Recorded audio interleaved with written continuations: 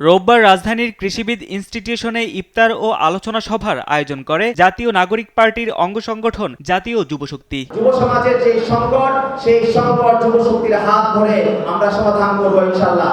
ইফতারের আগে সংক্ষিপ্ত আলোচনায় আমন্ত্রিত অতিথিরা বলেন, জুলাই সনদ বাস্তবায়নে গড়িমসি করা মানেই জনগণের সঙ্গে বিশ্বাসঘাতকতা। তাগিদ দেন দ্রুত সংস্কার কার্যক্রম এগিয়ে নেওয়ার।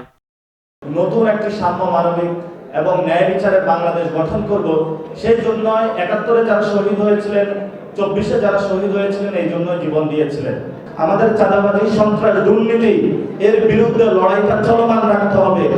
সংসদের প্রথম অধিবেশনের আগেই সরকারি দলের সংসদ সদস্যদের সংস্কার পরিষদের শপথ গ্রহণ করার আহ্বান জানান এনসিপি নেতারা। নতুন সরকার এসে তারা শপথ গ্রহণের আগেই সংবিধান সংস্কার পরিষদের শপথ না নিয়ে নতুন বাংলাদেশ গড়ার চেষ্টাকে বৃদ্ধাঙ্গুলি দেখিয়েছে।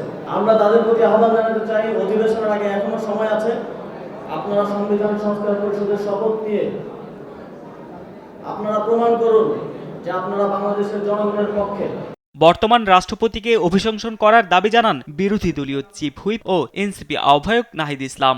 সংসদকে অবিলম্বে সংস্কার পরিষদ হিসেবে ঘোষণা করতে হবে, শপথ নিতে হবে এবং যেই ফ্যাসিস্ট যেই রাষ্ট্রপতি, সেই রাষ্ট্রপতির অভিশংসন করে তাকে গ্রেফতারের আওতায় আনতে হবে। আমরা কোনো ফ্যাসিস্টদের চিহ্ন এই বাংলাদেশে রাখবো না।